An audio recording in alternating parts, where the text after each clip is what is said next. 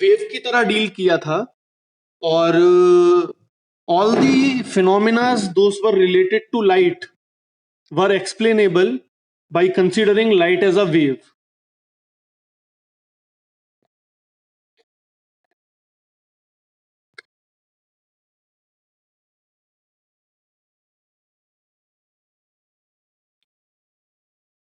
Up till now, we have explained all phenomena related to light by using Huygens wave theory. Or we all were satisfied that light is a wave. That shows that light is a wave.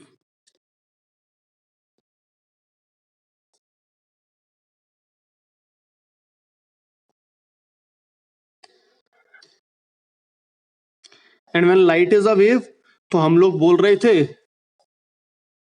color is due to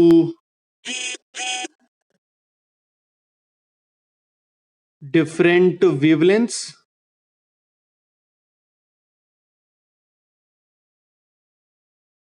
and second important thing that we dealt was that when light travels from one medium to another, its frequency does not change, but velocity changes due to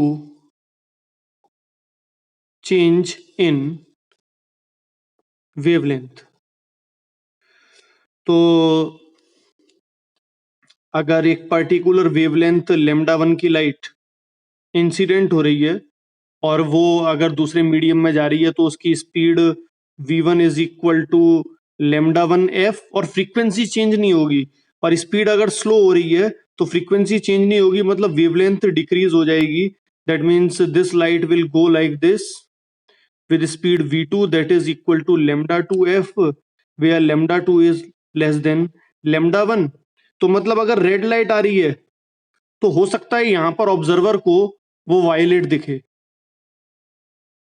क्यों? क्योंकि उसकी wavelength decrease हो गई.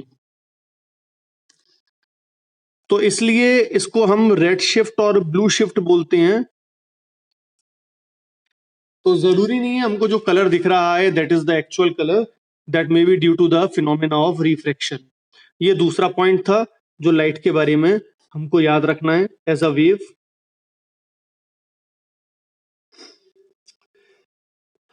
Now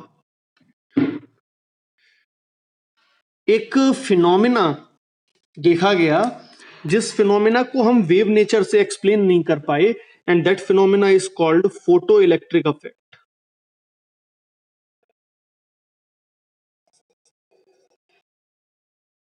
photo electric effect.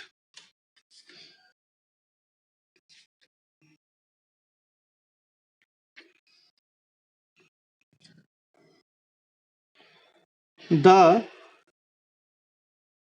emission of electron from any surface can be due to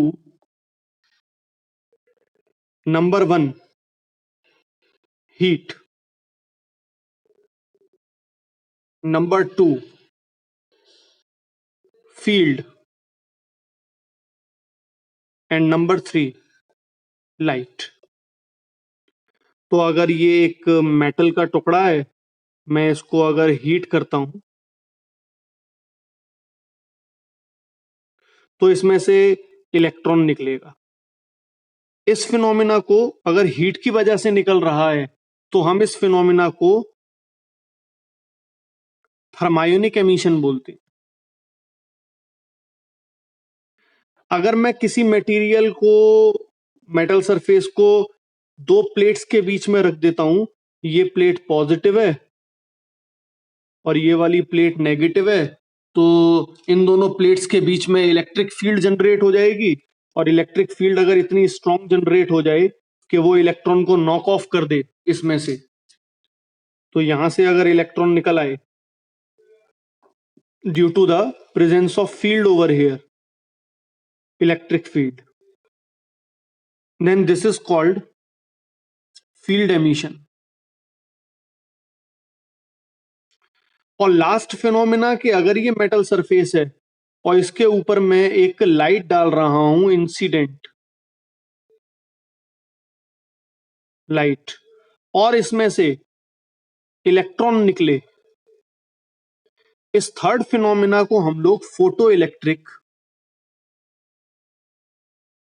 emission बोलते हैं।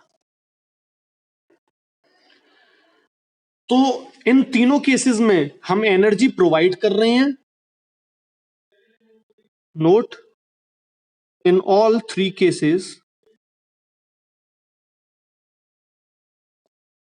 we provide energy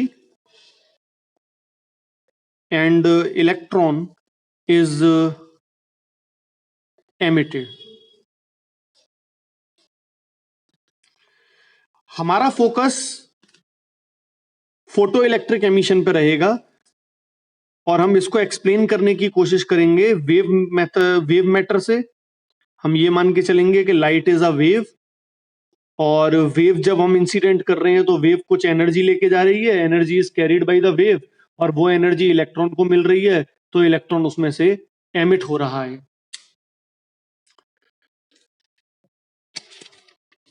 यहां तक किसी को कोई प्रॉब्लम?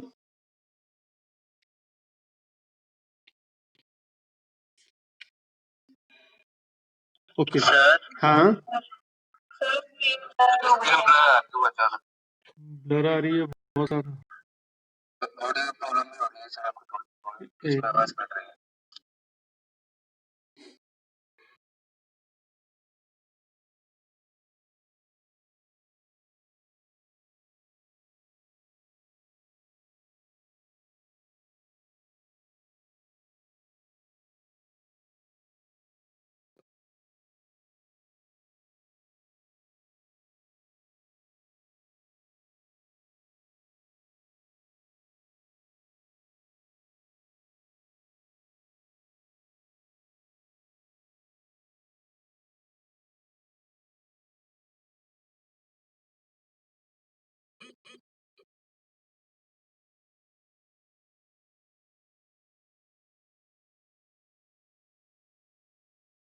सिग्नल काफी वीक है।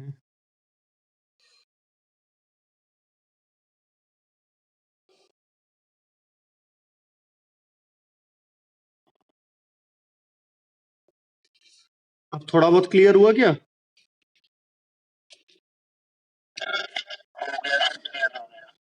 सिग्नल फ्लक्चुएट कर रहे हैं थोड़े। एक तो धुंध पड़ने लगी है, इस वजह से दिक्कत हो रही है।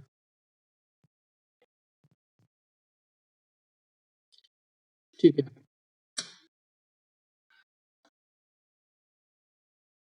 तो सबसे पहले हम लोग बात करेंगे work function.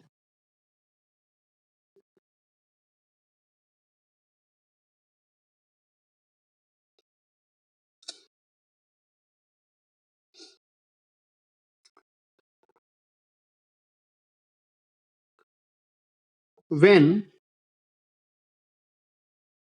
atoms are isolated and some energy is provided to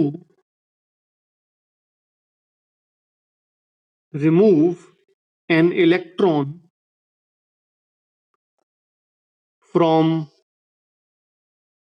outermost shell of atom, then the amount of energy is called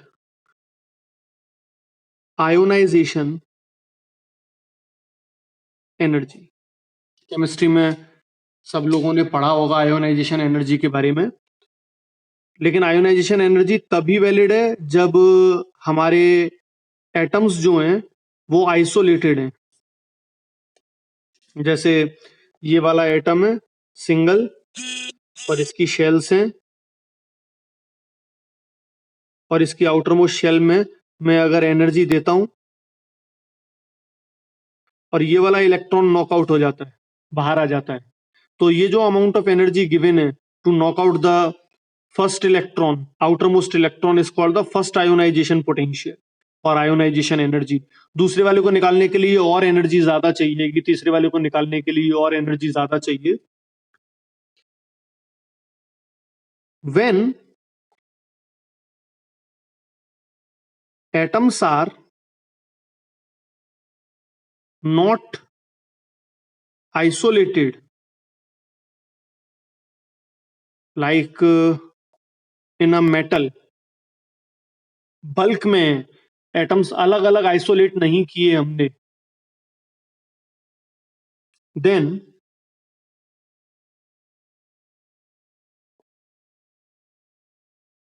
the minimum energy that must be supplied to liberate the most weakly bound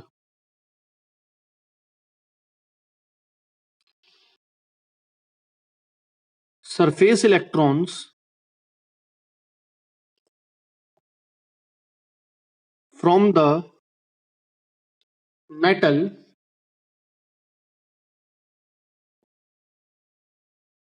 without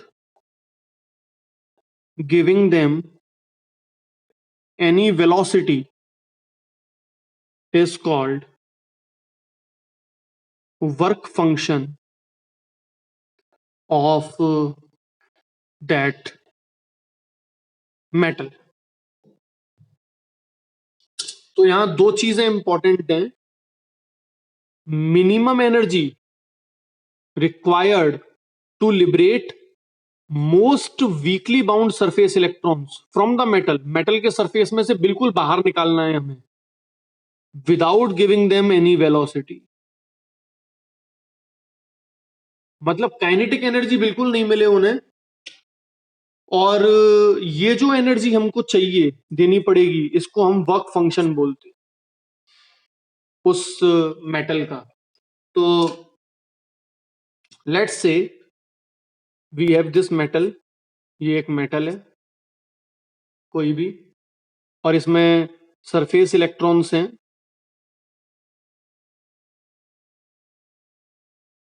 और मैं इसको कुछ भी energy देता हूं, the minimum energy that must be provided,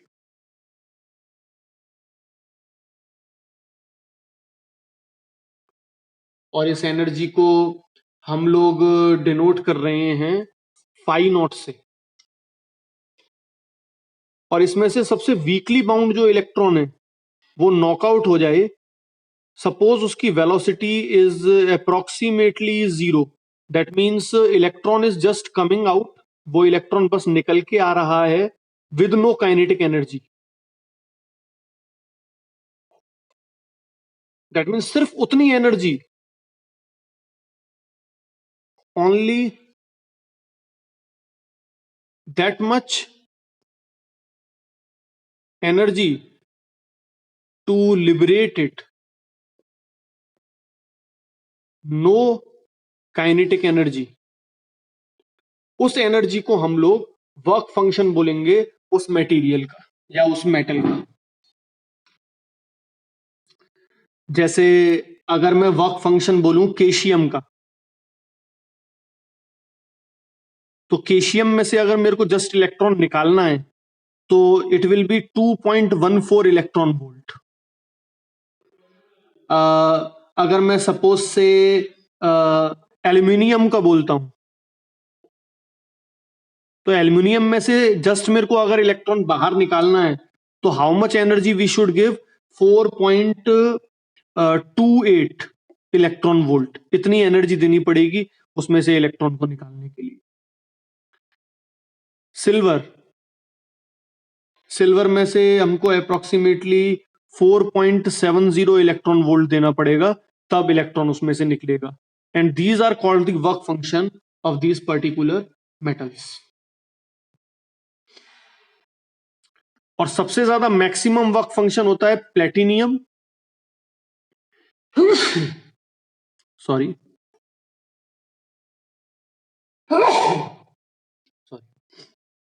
platinum का होता है 5.65 electron volt.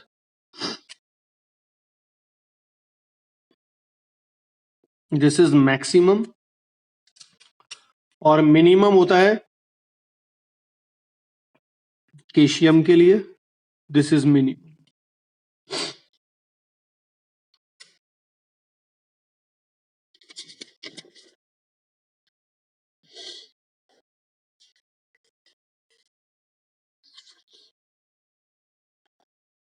Now, what is photoelectric effect?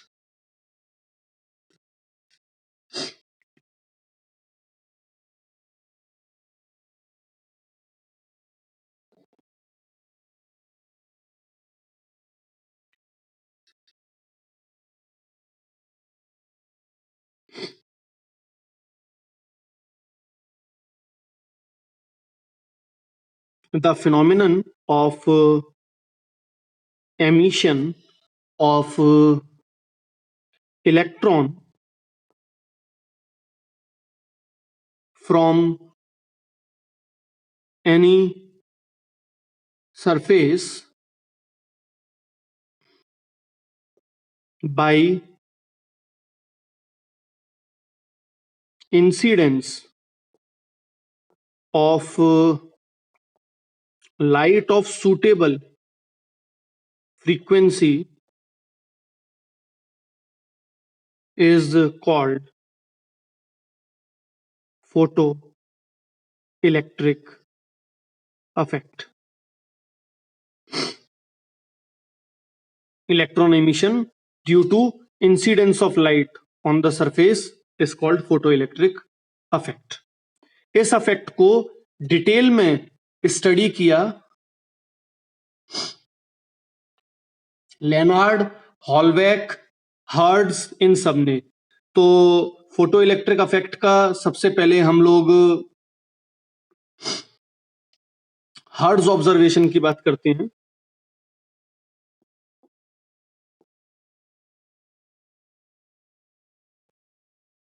Hertz observation,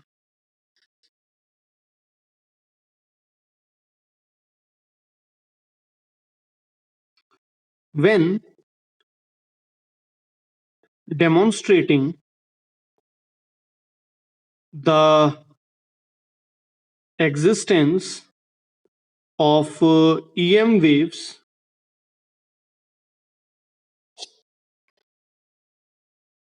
Hertz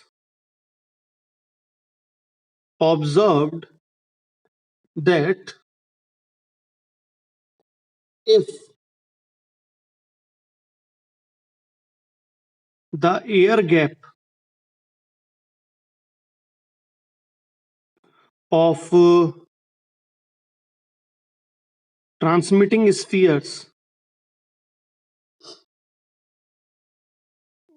is exposed to ultraviolet rays, then sparks were easily produced.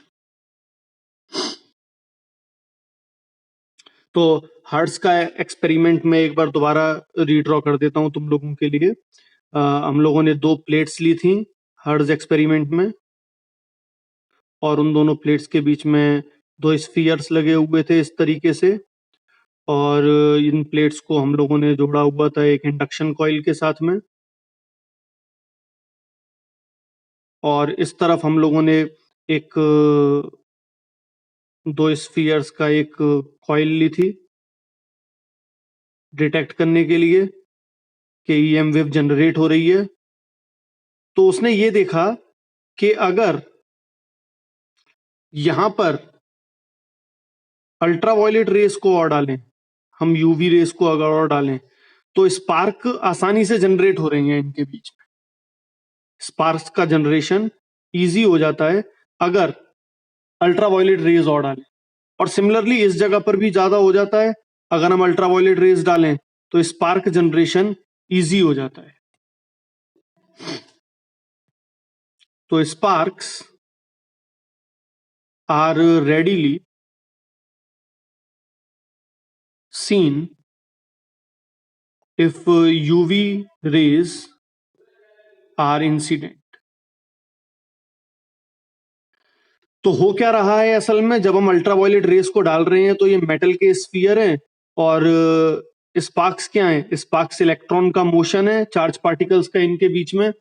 तो अल्ट्रावायलेट रेस कुछ energy दे रही है जिससे कि electron आसानी से निकल पा रहा है एक स्फीयर से दूसरे स्फीयर में, और सिमिलरली इस केस में भी एक स्फीयर से दूसरे स्फीयर में इलेक्ट्रॉन इजीली जंप कर रहा है अगर अल्ट्रावायलेट रेस को हम लोग इस पे इंसिडेंट कर देते हैं तो again this is an example of photoelectric emission।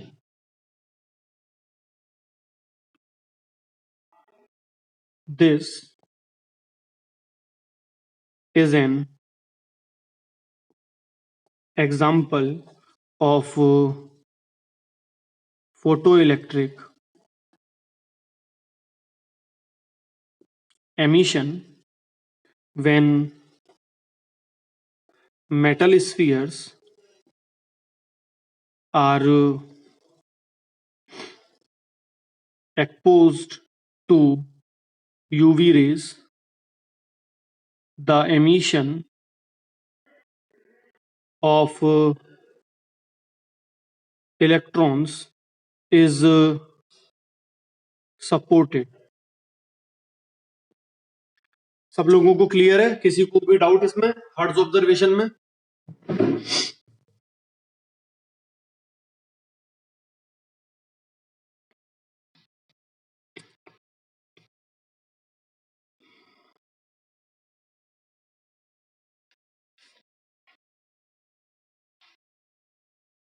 ठीक है।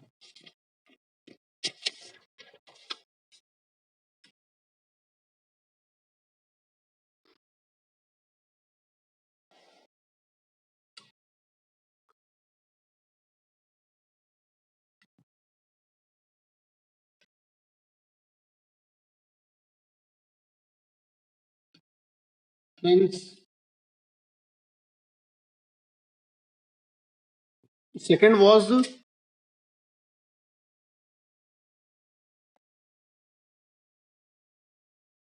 Hall's observation।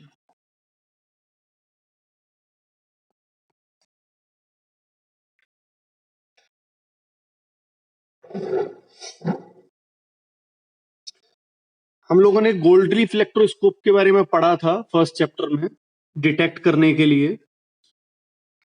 तो हॉलवेक ने क्या देखा कि सपोज से एक हम लोग गोल्डली फ्लेक्ट्रोस्कोप लेते हैं,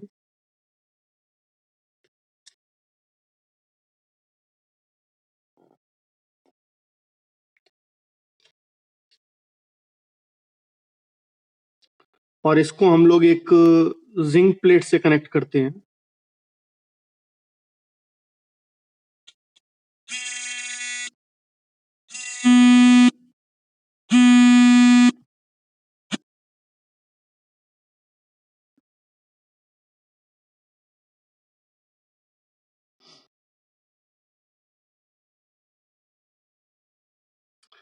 और अगर इस पे हम लोग यूवी रेज इंसिडेंट करते हैं,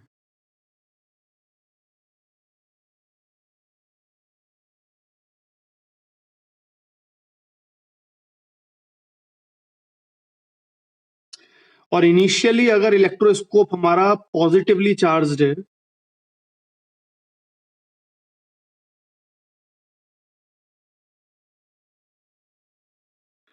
तो हर्ट्ज ने क्या ऑब्जर्व किया, हॉलबेक ने,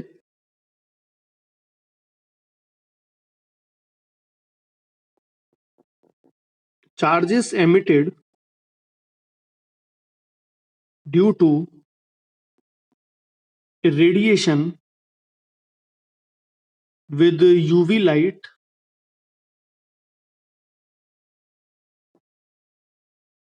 were negative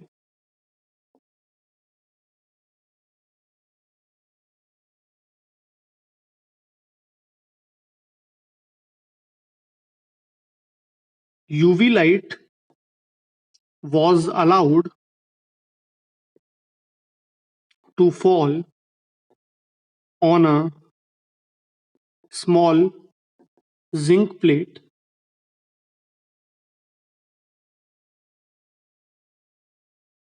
connected to positively charged electroscope.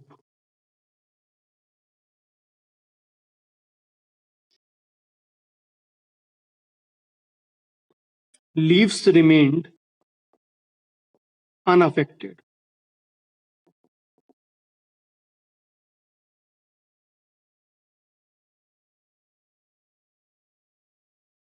On being negatively charged, the divergence in electroscope leaves decreased. तो इस केस में अगर हम यूवी रेज डालते हैं तो कोई डिफ्लेक्शन में चेंज नहीं आता है लीव्स में, लेकिन अगर मैं जिंक प्लेट को नेगेटिवली चार्ज कर देता हूं,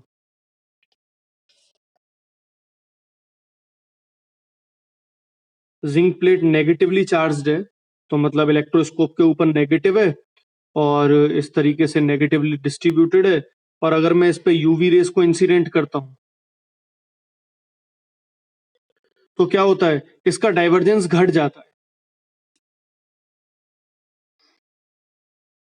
ये इस तरीके से हो जाती हैं लीव्स, और उसका रीजन क्या है, जब हमने यूवी रेस इस पे एमिट करी तो पहले पॉजिटिव चार्ज है, पॉजिटिव चार्ज है तो इसमें से इलेक्ट्रॉन निकलता है, इलेक्ट्रॉन निकलता है, लेकिन वो इलेक्ट्रॉन वापस अट्रैक्ट हो जाता है, इलेक्ट्रॉन निकलता है लेकिन वो इलेक्ट्रॉन वापस अट्रैक्ट हो जाता है, इसलिए कोई भी डेविएशन नहीं आ रहा।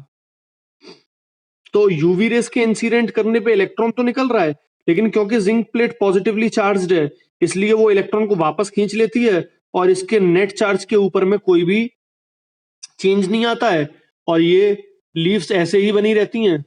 लेकिन सेकंड केस में क्या होता है, जो इलेक्ट्रॉन निकलता है, क्योंकि जिंक प्लेट नेगेटिवली चार्ज्ड है इसलिए वो इलेक्ट्रॉन वापस से रिकम्बाइन नहीं होता है और वो अलग चला जाता है और इलेक्ट्रॉन निकल जाता है, तो इसके ऊपर लेस नेगेटिव चार्ज हो जाता है और लेस नेगेटिव होने की वजह से लीव्स कन्वर्ज हो जाती हैं। तो in this case we can say that electrons are recombined due to positive charge on zinc plate, hence no deflection change, deflection में कोई चेंज नहीं आता है। लेकिन इस केस में इलेक्ट्रॉन्स आर, हाँ हो रही है सौम्य, repelled due to negative charge on zinc plate, hence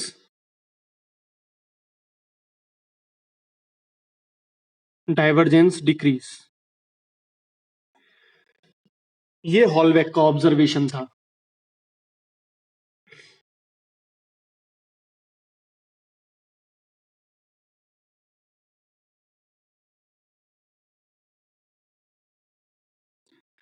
किसी को डाउट इसमें हॉलबेक के ऑब्जर्वेशन में?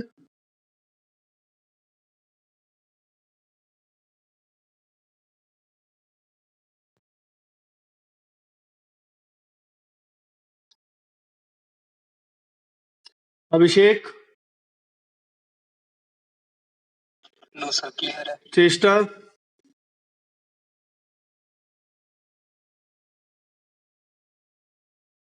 Divya?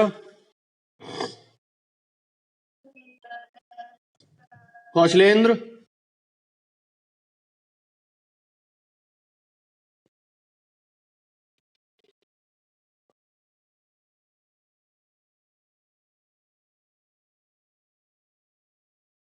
Yes sir.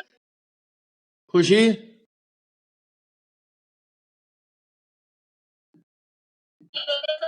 Goyal? कृष्णाश्री?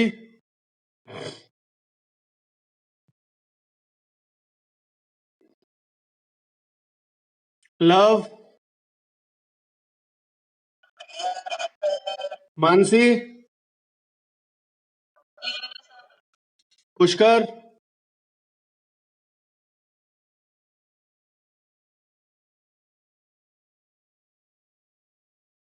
Radhika? Saurabh? Shreya?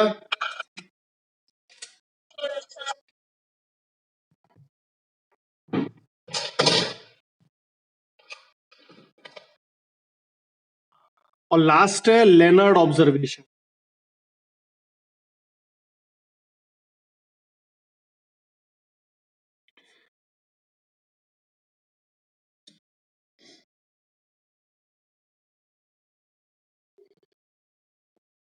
Leonard found that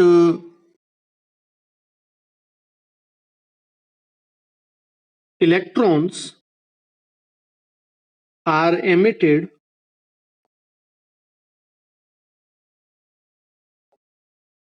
from the metals with a range of velocities,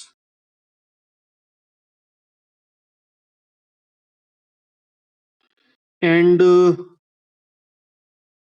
maximum kinetic energy does not depend on intensity.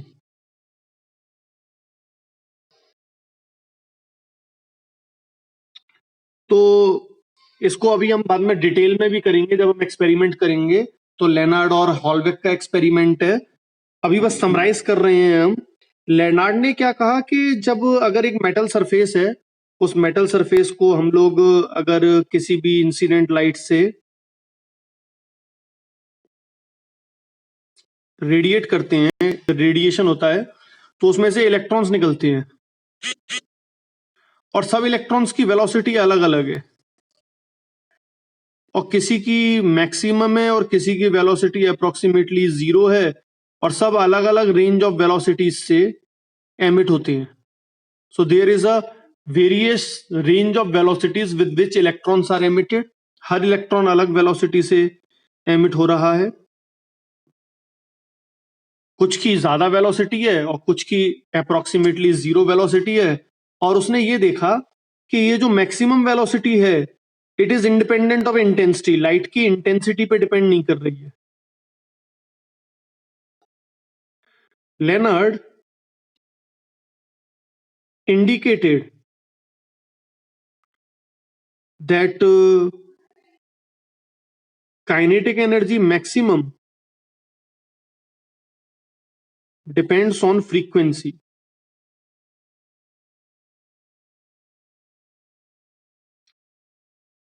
लेकिन Lennard clearly explain नहीं कर पाया। Lennard की और हॉलबेक की ऑब्जर्वेशंस को एल्बर्ट आइंस्टाइन ने साफ साफ तरीके से एक्सप्लेन किया।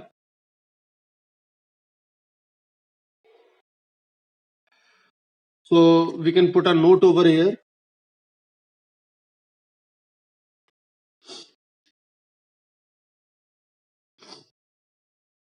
All observations were later explained by Albert Einstein.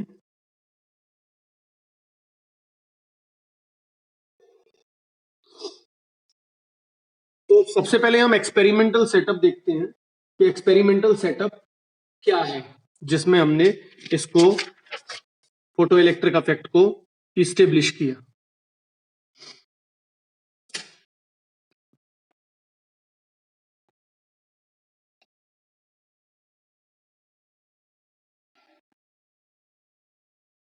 Experimental study.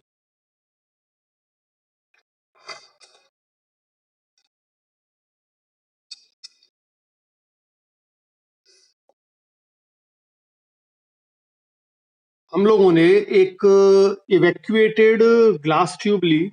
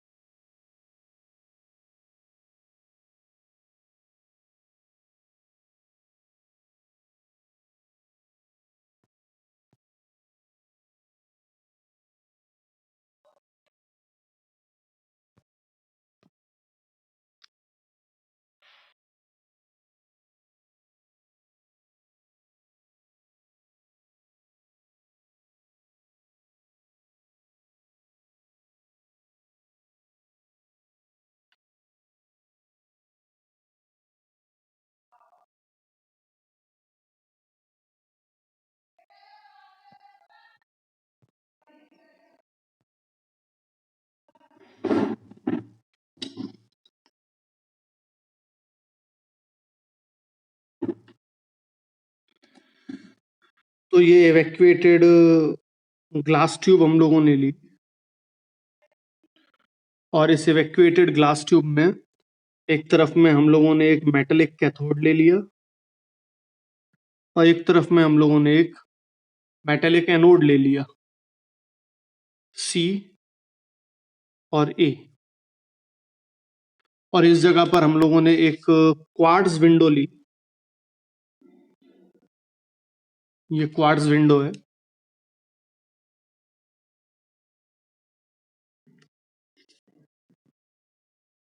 W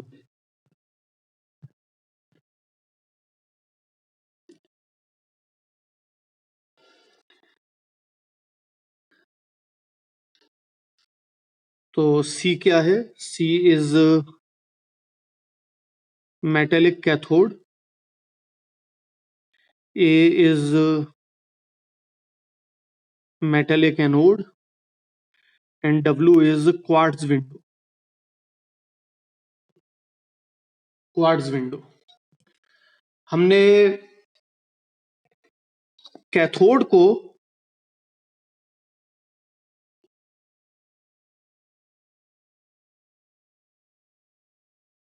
और एनोड को एक वोल्टेज डिवाइडर के साथ कनेक्ट किया।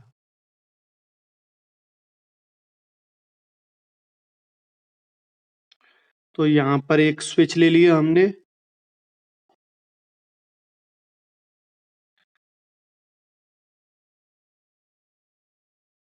और यहां से यहां तक हम लोगों ने एक वोल्टेज डिवाइडर ले लिया। ये स्विच है।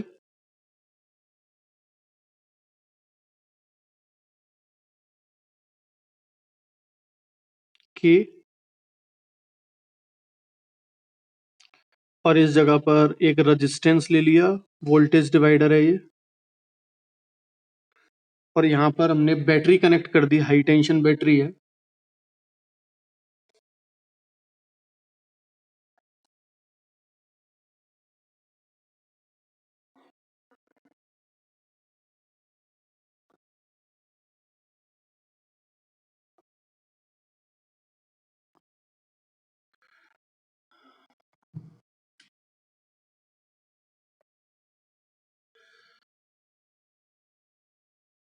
इसको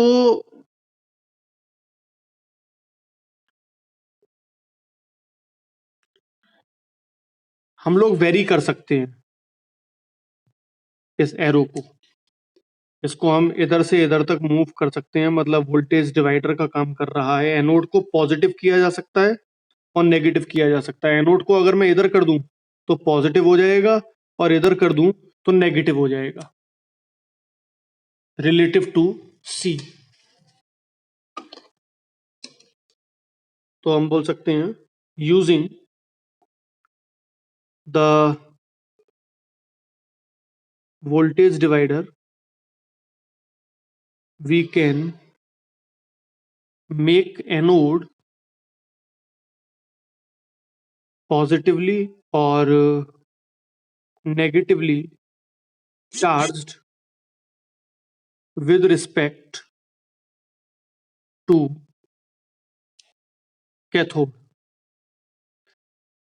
कैथोड से ज्यादा पॉजिटिव या ज्यादा नेगेटिव। और कितना वोल्टेज हम लोगों ने दिया है, इसको मेजर करने के लिए हम लोग इस जगह पर एक वोल्ट मीटर लगा देते हैं। और इस सर्किट में इस जगह वोल्ट मीटर लगा लिया, और यहां पर हम लोग एक एमीटर यूज कर लेते हैं,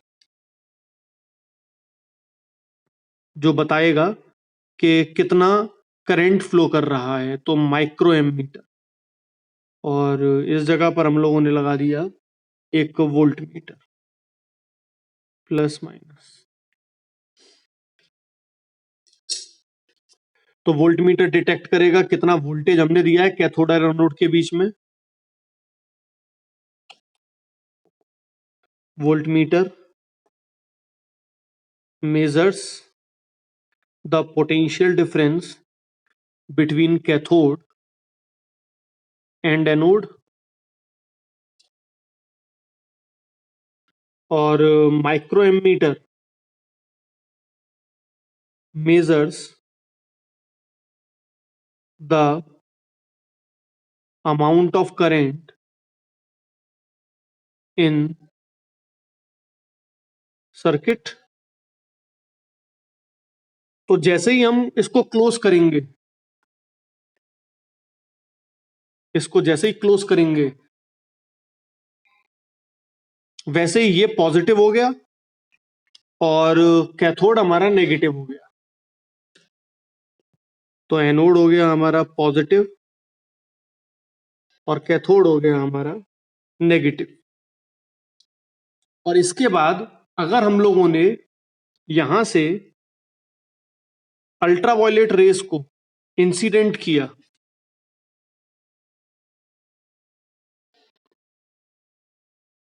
यूवी लाइट को इंसिडेंट किया, तो यहां से इलेक्ट्रॉन्स कैथोड से निकलते हैं और इलेक्ट्रॉन्स इस तरफ मूव करना शुरू करते हैं। इलेक्ट्रॉन्स इस तरफ मूव करते हैं।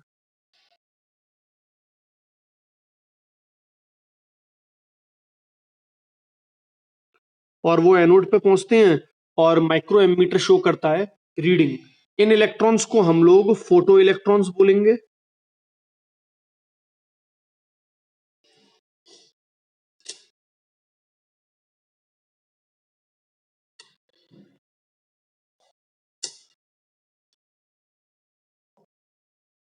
Note,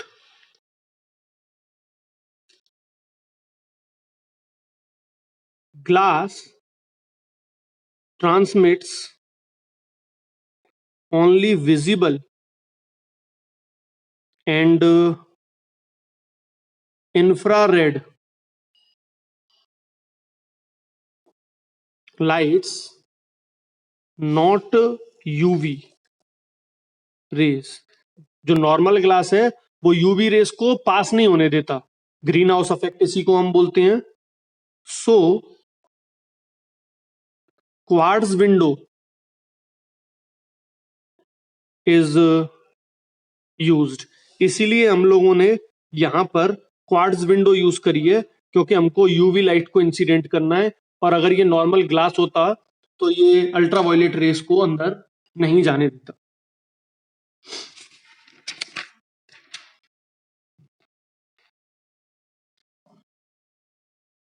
When light of suitable frequency falls on metallic cathode,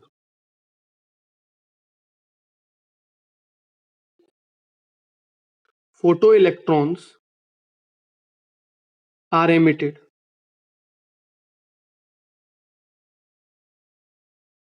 These photoelectrons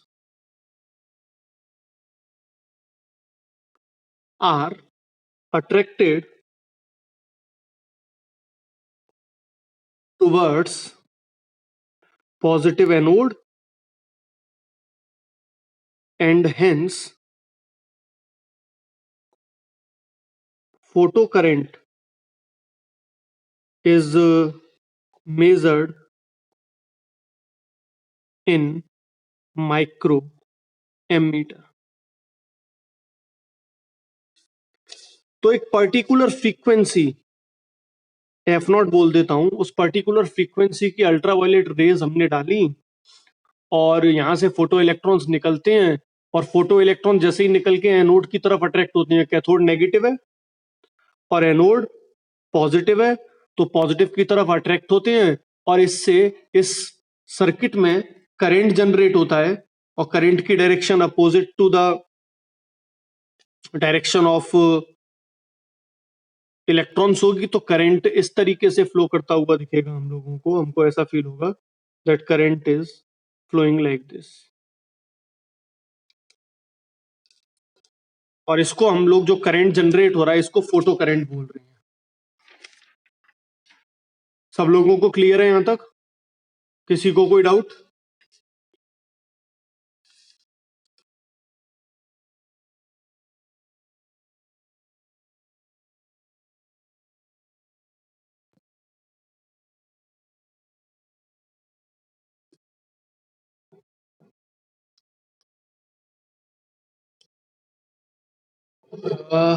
आज की क्लास यहीं रोकेंगे फिर।